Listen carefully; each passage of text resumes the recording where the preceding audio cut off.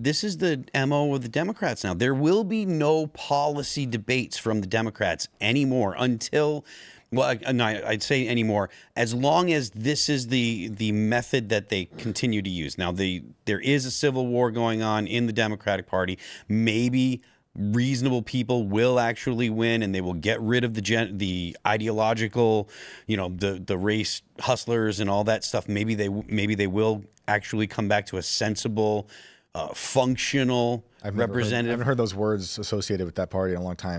How is that even possible? Completely understand. Well, I mean, if it was people like Joe Manchin or Kristen Sinema, those people, I disagree with them on a lot of stuff, but they weren't like sitting there just saying, "Look, how do I get an angle to introduce articles of impeachment?" Because that's what the next Congress is going to do.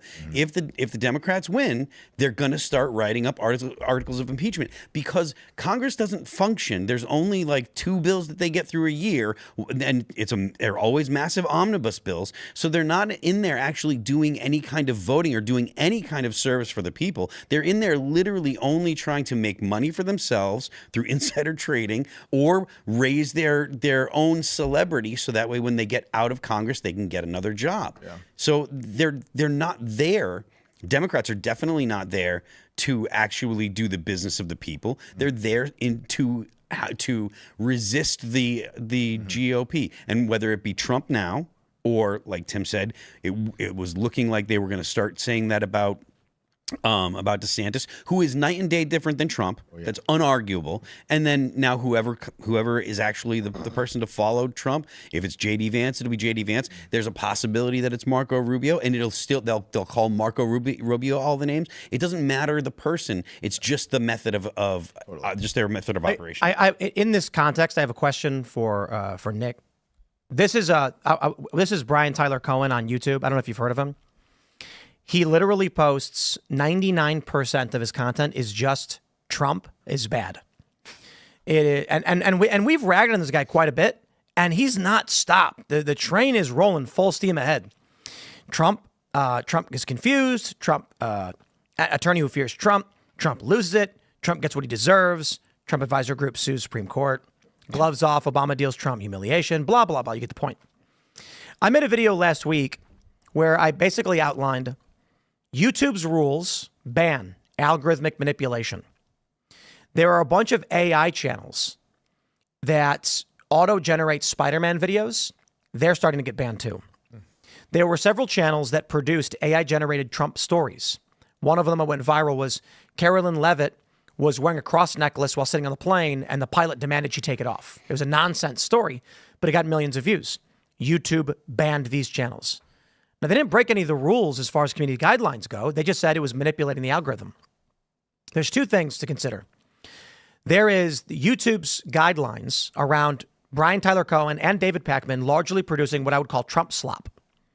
That is speedily made nonsense content, just jamming Trump in the headline with pictures of Trump.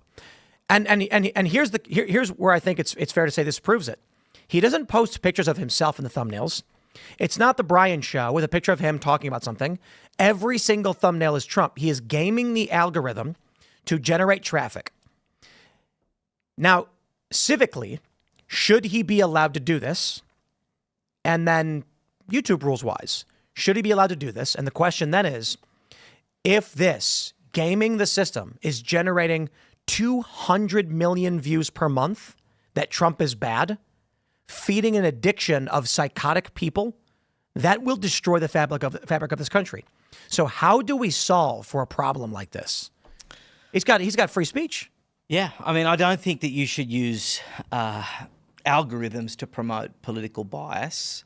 That's how YouTube worked when it was founded. That's how its reputation was built. I think it's time to get back to basics. Look, I hadn't heard of this Brian Taylor Cohen, Tim, and given that it's your show, I won't use aristocratic language like calling him a count without the O, but certainly this is exactly the kind of person that is completely and totally unhelpful. in our future in terms of sowing division. The free marketplace of ideas works so long as we don't resort to fraud. And this guy, just from the titles, the captions of his videos, look at this. It's all just Trump slop. What was his channel like? I don't know. It's all Biden and Trump, or before. Like, how long has he had this channel? Was it like this in 2016? I don't know. Periodically, he does have some other characters that pop up, but for the most part, it's 99% just Trump slop. It's slop content. It is he. Look at this. Trump sacrifices his own attorneys. They're nonsense headlines. It is no, like, what's the difference between AI generating this? YouTube banned those channels. Here's my point largely. YouTube is biased, took down channels that didn't break the rules because they were telling stories. Making a video where you tell a fictional story about Carolyn Levitt wearing a necklace isn't against the rules. I think it's bad because people think it is a real story and it's deceptive, but it's not against the rules to make a bunch of stories. They got banned. The dude who was actually fomenting division with slop content has a massive channel with hundreds of millions of views, and he's probably a millionaire.